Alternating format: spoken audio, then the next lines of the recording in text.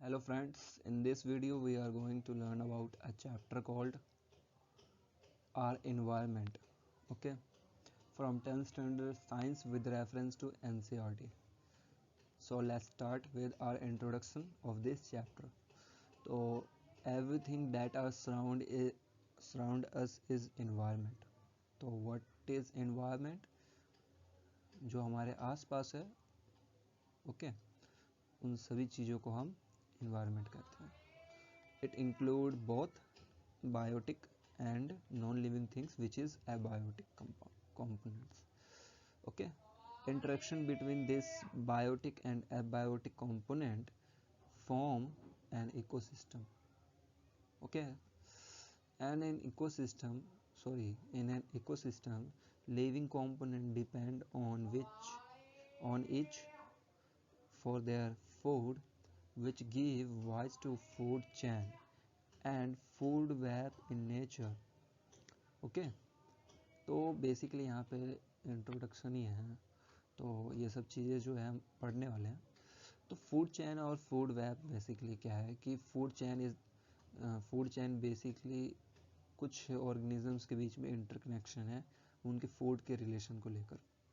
Okay, और food webs जो basically collection of food chain of many organisms. Okay, many food chains को मिलाकर बनता है food webs. Okay, human activities lead to environmental problem everyone is know. Okay, such depletion of जैसे कि ozone layer है, production of huge amount of garbage, ये सब चीज़ें हम जानते हैं.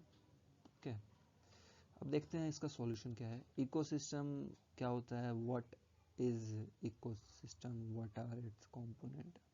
देखते हैं. इकोसिस्टम जो होता है all the interacting organisms in an area together with non-living constituents of environment form an ecosystem.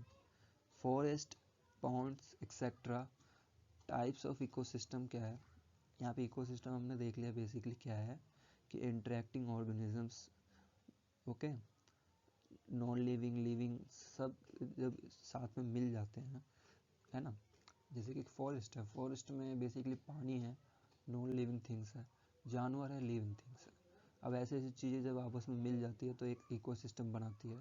अब इकोसिस्टम भी दो तरीके की होती है. It is of two types, natural ecosystem and artificial ecosystem.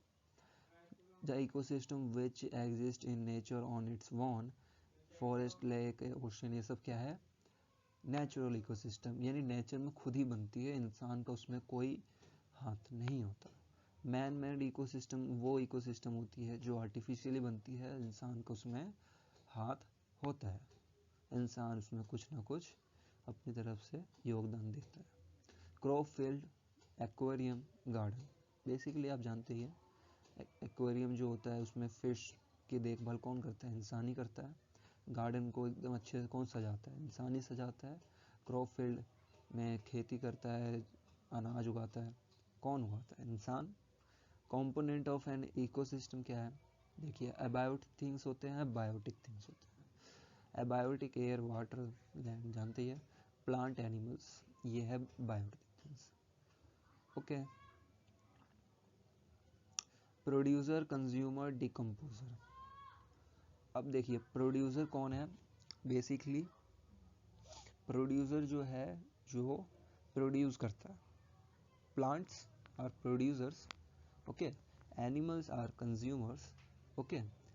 Decomposers are basically microorganisms which decompose our foods, okay, which animal and plants get, okay, like apple, okay, veg and non-veg things both are included, okay.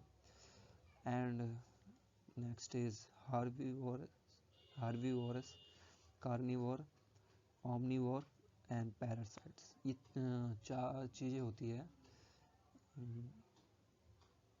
ये चारों चीज़ें क्या है, consumer के अंदर आती है. Producer, basically producer plant होता है. हमें ये सब आगे चीज़ पढ़ने वाले हैं. हार्बीवोर क्या है, कार्निवोर क्या है, नेक्स्ट स्लाइड में देखते हैं.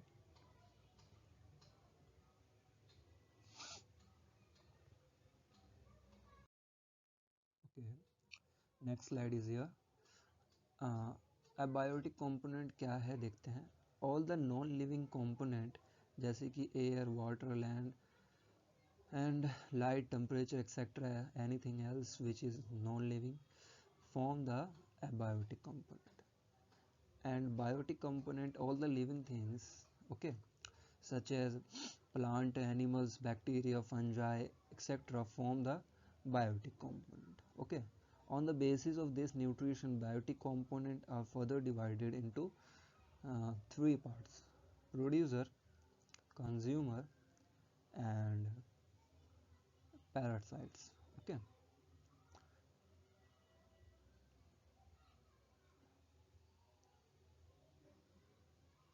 ओके, इसको मिटाना चाहिए, ये नहीं है। Producer, consumer and decomposer. तो यहाँ पे एबायोटिक कंपोनेंट के तीन पार्ट हैं, प्रोड्यूसर, कंज्यूमर, ओके, और मेरे ख्याल से पैरासाइट्स भी है बेसिकली। नहीं, पैरासाइट्स नहीं है, डिकम्पोजर है, सॉरी, डिकम्पोजर्स कहते हैं उनको। अब इन सब के बारे में पढ़ते हैं one by one. All green plant and blue green algae can produce their own food. अब ब्लू ग्रीन क्यों कहा हमने उनको? ब्लू भी कर सकते हैं और ग्रीन तो कर ही सकते हैं। ग्रीन में तो स्टोमाटा होता है, ग्रीन पिगमेंट, ये सब होता है। ब्लू कैसे कर सकते हैं? ओशन की चीज़ें काफ़ी मिस्टीरियस होती है, इसलिए ये सब चीज़ें बहुत यूनिक एनिमल्स होते हैं, ओके, यूनिक प्लांट होते हैं जो इंसान के समझ में जल्दी आएगा नहीं, ओके। साइंटिस्ट भी ये सब चीज़ें समझ नहीं पाए कि ग्रीन तो कर सकते हैं लेकिन ब्लू कैसे कर सकते हैं, okay. On the earth, I mean on the earth surface जो ग्रीन प्लांट होते हैं वही सिर्फ फोटोसिंथेसिस कर सकते हैं, रेड प्लांट्स बेसिकली नहीं कर पाते। और जो प्लांट येलो हो जाते हैं, जिन प्लांट के लीव्स, उनमें भी फोटोसिंथेसिस नहीं हो पाता। तो यहाँ पे ब्लू कैसे कर सकते हैं, ये मिस्टीरियस है। Their own food using abiotic component and photosynthesis hence called producer.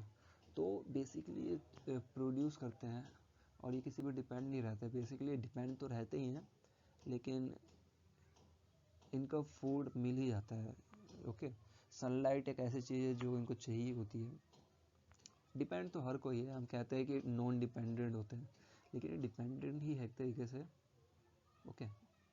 Completely independent कह नहीं सकते इनको। तो फोटोसिंथेसिस के लिए हमें सनलाइट चाहिए होता है, आई मीन इनको सनलाइट चाहिए होता है, तो सनलाइट पर डिपेंडेंट रहते हैं।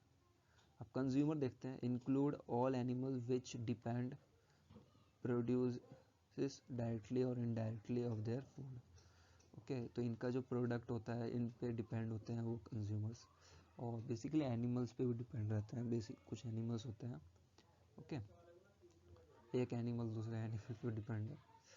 अब कंज्यूमर के यहाँ पे फर्दर डिवीजन होते हैं, herbivore, carnivore, omnivore and parasites.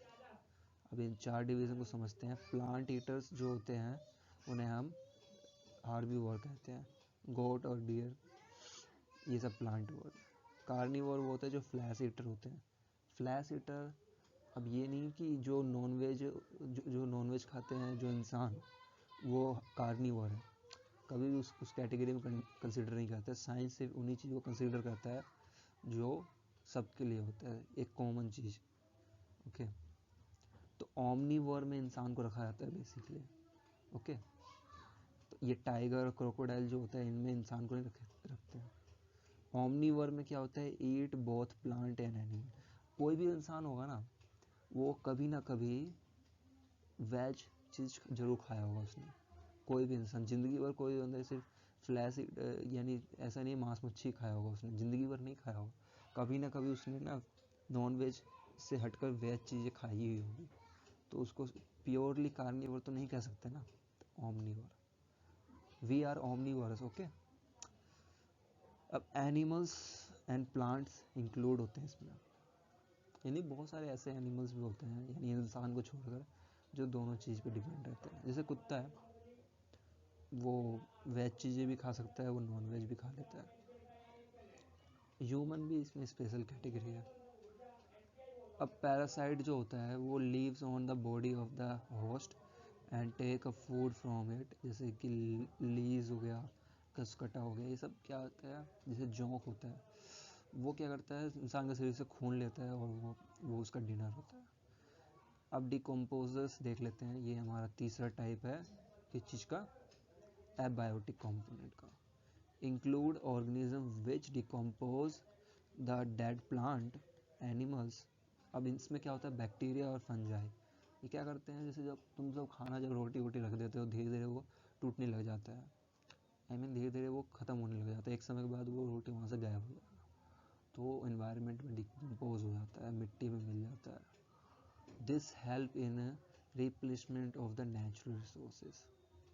Okay, तो हम डिकम्पोज हो जाता है कोई भी चीज़ें मिट्टी में, मान लो कोई चीज़, क्या कहते हैं, हमारा जो वेजिटेबल वेस्ट होता है, अगर वो मिट्टी में डिकम्पोज कर देते हैं तो एक काफ़ी अच्छा खाद बन जाता है, उससे इन्वायरमेंट में कोई नुकसान नहीं होता, कोई पॉल्यूशन नहीं होता, कोई गंदगी नहीं फैलती, तो काफ़ी अच्छा चीज़ है।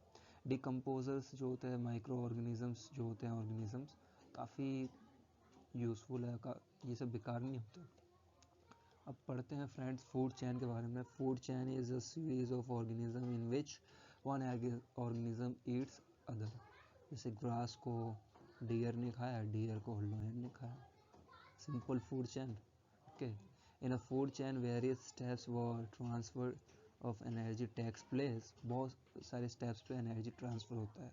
अब ऐसा नहीं 90% एनर्जी ट्रांसफ़र हो जाता है। Called a trophic level. अब ट्रॉफिक लेवल देख लेते हैं। Flow of energy between the trophic level, flow of energy in a food chain is unidirectional, कोई particular direction में नहीं होता। Green plant capture 1% energy of sunlight which is very low, not, it's a very high। 1% energy of sunlight को कोई absorb कर लेना तो वही बहुत ज़्यादा है। ओके, और convert it in food energy। जो सनलाइट की एनर्जी ले सकता है ना, वो कुछ भी कर सकता है उसकी एनर्जी से। सनलाइट की एनर्जी जितनी है, शायद ही किसी स्टार के पास या कोई अदर थिंग्स के पास होगा। 10% लो, एक लो है, इसमें क्या होता है कि 10% of energy is used in live process, जैसे डाइजेशन से, तो इतनी energy by present trophic level पे होती है। Due to the global decrease in energy, food chain contain 3 and 4 trophic level। अब होता क्या है यहाँ पे, जो प्रोड्यूसर होते हैं उनको तो पूरी एनर्जी मिलती है सनलाइट से, जो एनर्जी मिलती है वो बहुत ज़्यादा होती है। मान लो अगर वो एनर्जी जो 1% है वो 1000 किलो जूल है, तो 10% लो के अकॉर्डिंग डिक्रीज़ होगी एनर्जी, यहाँ पे 10% डिक्रीज़ हो गई। ओके, 10% इतना ही होगा ना, फिर इसका 10%, फिर इसका 10%, यानी 10% is decreasing how much, 10%। Okay, अब देखते हैं बायोलॉजिकल मैग्निफिकेशन, बहुत अच्छा क्वेश्चन है, समझना चाहिए। अब देखिए, concentration of harmful chemical increase with increase in next trophic level in a food chain. तो बताइए सबसे ज़्यादा बायोलॉजिकल मैग्निफिकेशन यानी हार्मफुल केमिकल एक्यूमुलेट होने लग जाते हैं, क्योंकि जो एनर्जी हम किसी और से लेते हैं, किसी एनिमल को हम, जैसे मान लो हम अंडा खा रहे हैं, बकरा खा रहे हैं, जो भी चीज़ हम जो खाते हैं नॉन वेज, है ना, प्लांट भी खाते हैं, नॉन वेज भी खाते हैं, वेज भी खाते हैं, उससे फ़र्क नहीं पड़ता है कि हमारे शरीर में हार्मफुल केमिकल एक्यूमुलेट नहीं होगी। अगर हम नॉन वेज भी खा रहे हैं ना, तो नॉन वेज में ज़्यादा एक्यूमुलेट होती है, वेज में कम एक्यूमुलेट होती है। यानी प्लांट्स खाते हैं ना, तो उसमें कम एक्यूमुलेट होती है हार्मफुल केमिकल। लेकिन जब हम वेज खाते हैं, सॉरी नॉन वेज खाते हैं, तो उसमें ज़्यादा होती है एक्यूमुलेट, लेकिन एक्यूमुलेट तो होती है। तो वो मैक्सिमम कंसंट्रेशन कौन से ग्रुप में होता है, प्लांट में होता है, प्राइमरी कंज्यूमर में होता है, सेकेंडरी में होता है, टर्शियरी में होता है। तो सीधी सी बात है, maximum concentration of the such chemical get accumulated in human body, because अगर मान लो कि प्लांट को बकरे ने खाया, बकरे को मान लो बकरा मर गया, ठीक है, तो उसको किसी मुर्गे ने खा लिया, है ना, यानी वो मुर्गा खा रहा है, और वो मुर्गा फिर उसको भी खा रहा है, क्या कहते हैं, किसी कीड़े मकोड़े को भी खा रहा है, ऐसे टर्ची जो भी है। अब इंसान क्या कर रहा है, उसको खा रहा है ना। अब उस मुर्गे के अंदर तो तीन लेवल तक की केमिकल्स, उसमें हार्मफुल केमिकल एक्यूमुलेट हुई है, लेकिन ह्यूमन के अंदर तो 4 लेवल तक की हार्मफुल केमिकल एक्यूमुलेट हुई है। तो ह्यूमन जो होता है एक्चुअली में टर्चरी लेवल पे होता है ना, इसीलिए सबसे ज़्यादा जो हार्मफुल केमिकल एक्यूमुलेट होगी वो ह्यूमन के अंदर ही होती है, ओके, क्योंकि सबसे ज़्यादा बॉर्डर पे रहता है वो, क्योंकि यहाँ पे लिखा है human occupy the top level in any food chain, okay, क्योंकि ह्यूमन सब कुछ खाता है। Food web in nature, large number of food chain are interconnected forming a food web. अब देखिए फ्रेंड्स कि यही है रीज़न कि हमें ज़्यादातर प्लांट्स पे निर्भर रहना चाहिए, ओके, और हमें ज़्यादा नॉनवेज नहीं बनना चाहिए, ज़्यादा नहीं, नॉर्मल जो होते हैं वो सही है, ज़्यादा नहीं।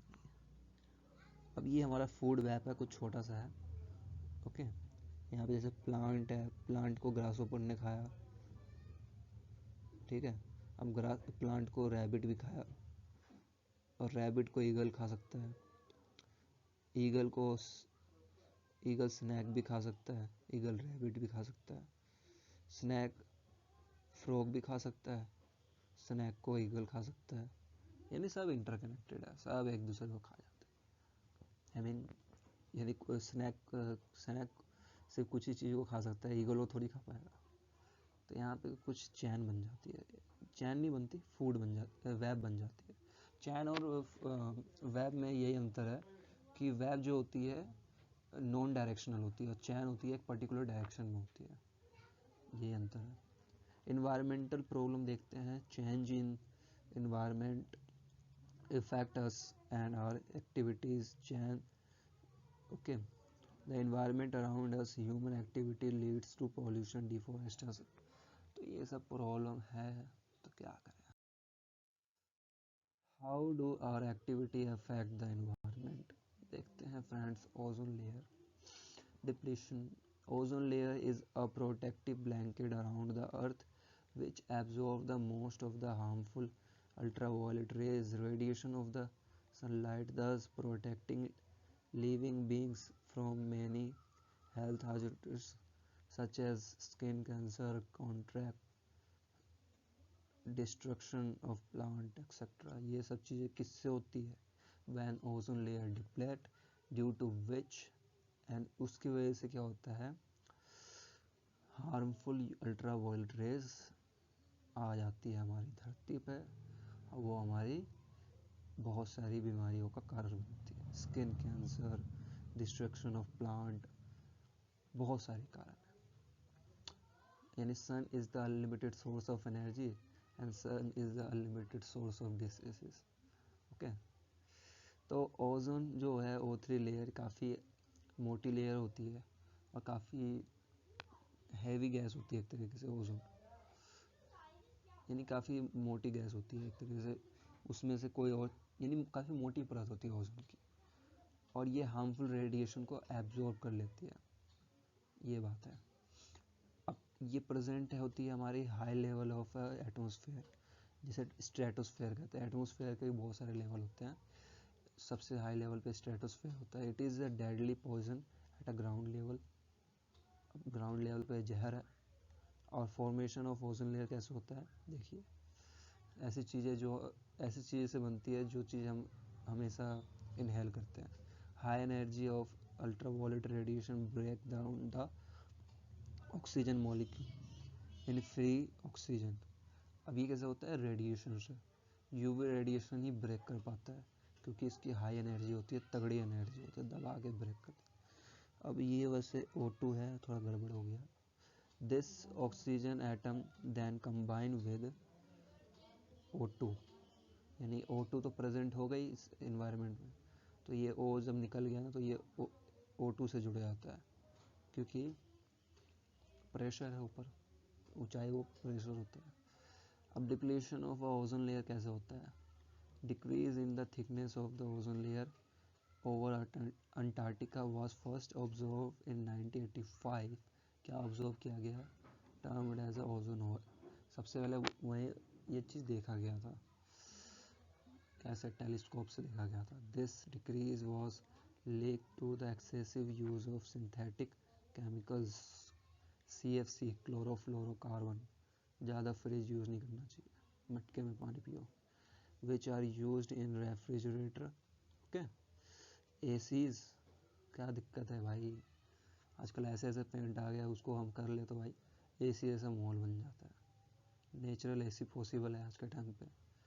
फायर एक्सटिंग्यूशर, तो ये तो एसेंशियल है, टेक्नोलॉजी को विकसित करके हम इसका भी सॉल्यूशन ढूंढ सकते हैं। Aerosol, sprays, okay. तो ये सब चीज़ें जो है काफ़ी ज़्यादा केमिकल्स रिलीज़ करती है इन्वायरमेंट में, जिसके वजह से, क्योंकि सेंट जो होता है, स्प्रेज जो होती है, बहुत सारी स्प्रेज होती है ना, तो वो तो हर कोई यूज़ करता है। कितने अमाउंट में यूज़ होता है कोई अंदाज़ा भी नहीं लगा सकता। एक सिंगल पर्सन सोचेगा मैं ही तो यूज़ कर रहा हूँ, लेकिन कितना यूज़ हो रहा है ये नहीं सोच सकता कोई। United Nation environment programme UNP succeed in forging an agreement to stop the CFC production at the 1986 level। अब ये कुछ लेवल है, इसे हम कहते हैं Kyoto protocol by all countries. बहुत सारी कंट्रीज इससे मिली हुई है और सब ने मिलकर एक ट्रीटी बनाई। फ्रेंड्स देखते हैं, garbage disposal improvement in lifestyle have result in accumulation of large amount of waste material, okay. Garbage contain following type of material: biodegradable waste, okay. तो दो तरीके के वेस्ट होते हैं बेसिकली, बायोडिग्रेडेबल, नॉन बायोडिग्रेडेबल, और इसी के बेसिस पे दो डस्टबिन होते हैं हमारे आसपास। हमारे आसपास तो नहीं, कोई अच्छी जगह पे, प्रोफेशनल जगह पे आपको मिल जाएगा। Substances which can be decomposed by the action of microorganism called biodegradable, okay. अब जो हमारे घरों का वेस्ट होता है वो प्योरली बायोडिग्रेडेबल होता है, उसमें पॉलीथीन हटा देते हो, okay. Fruit, vegetable, pills, cotton, jute, okay. अब देखो, जूट जो होता है, कॉटन होता है, जूट का मान लो थैला बना सकते हैं, जो पॉलीथीन हम यूज़ करते हैं। Why we need to use it, है ना, instead of we use jute bags, okay. So that's was a alternative. Paper में जैसे कि इसमें क्लोरीन इसमें यूज़ किया जाता है, ओके। कुछ ऐसे केमिकल्स होते हैं जो पेपर में भी यूज़ किए जाते हैं।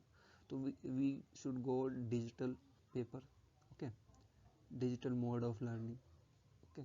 हम नोट्स अपने डिजिटली बना सकते हैं। तो हमें पेपर यूज़ कम करना चाहिए। सिर्फ एजुकेशन की वजह से मैं ये नहीं कह रहा कि एजुकेशन मत करो, पढ़ाई लिखाई मत करो, लेकिन हम इस चीज़ को रिप्लेस कर सकते हैं, ओके। हमें किसी किसी मौके हम चाहे तो अपने मोबाइल से नोट्स ले सकते हैं, अगर ट्यूशन में है तो पेपर का हम कम यूज़ करना चाहिए। नॉन बायोडिग्रेडेबल वेस्टेज, अगर हम कोई चीज़ सीखते हैं ना, उसको लाइफ में अप्लाई करेंगे तो वो चीज़ हम ज़िंदगी भर के लिए सीख जाएंगे, इसीलिए मैंने ये बताया आपको। Non biodegradable waste is substances which can not be decomposed by the action of micro organisms, and इसे हम नॉन बायोडिग्रेडेबल वेस्ट कहते हैं। और इन सब को हम रिसाइकिल कर सकते हैं काफ़ी अच्छे से। Polythenes we can reuse and we can make many things from, okay. Polythenes को फेंकना नहीं चाहिए कभी भी, we should use it again and again. And जब ये डिस्ट्रॉय हो जाता है तो हम इससे हम अदर चीज़ें बना सकते हैं, जैसे तारे टूट जाती है, उसको पॉलीथीन से बांध दे तो उससे करंट भी नहीं लगेगा फिर हमें। प्लास्टिक पॉलीथीन जो होता है, metal, synthetic fibre, radio active wastage, pesticide, ये सारी चीज़ें जो होती है नॉन बायोडिग्रेडेबल होती है। माइक्रो ऑर्गेनिज्म इन सबको ख़त्म नहीं कर सकते. Micro organism release enzyme which decompose material but this enzyme is specific in nature, that's why enzyme can not decompose all the material. अब ऐसा थोड़ी है कि भाई रेडियो एक्टिव मेटल्स तो हर कोई नहीं, active wastage, radio active wastage कोई भी ऑर्गेनिज्म थोड़ी ना उसको डिकम्पोज कर देगा.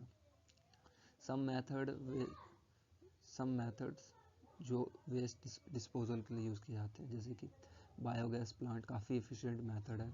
Biodegradable waste can be used in biogas plant to produce biogas and manure भी मिलता है, बायोगैस मिलता है, बहुत अच्छा मेथड है ये.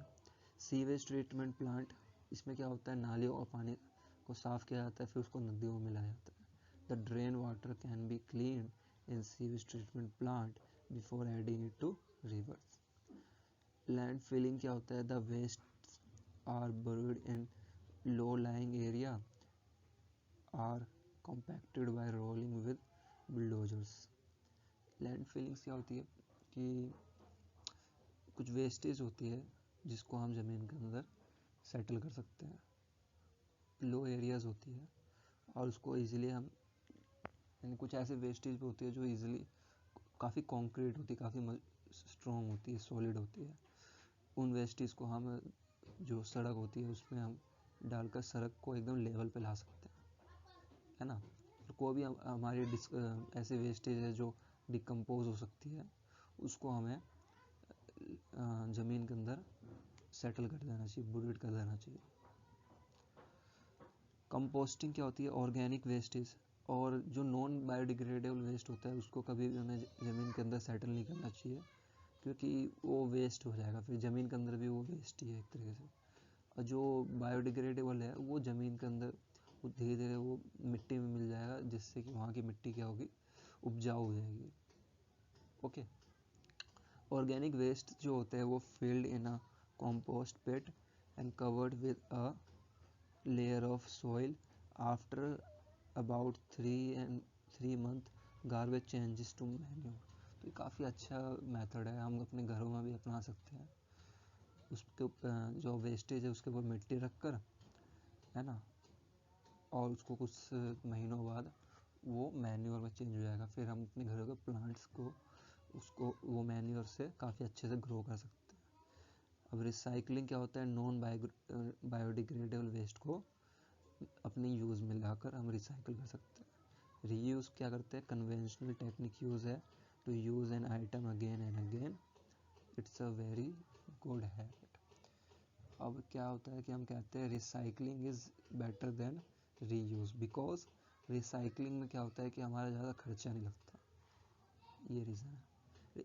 सॉरी, रिसाइकलिंग में हमारा खर्चा लगता है क्योंकि हमें जैसे पॉलीथीन है या कोई हमारा कोई चीज़ है उसमें थोड़ा खर्चा लगाकर उसको थोड़ा उस चीज़ को यूज़ करने के लिए हमें थोड़ा खर्चा करना पड़ता है.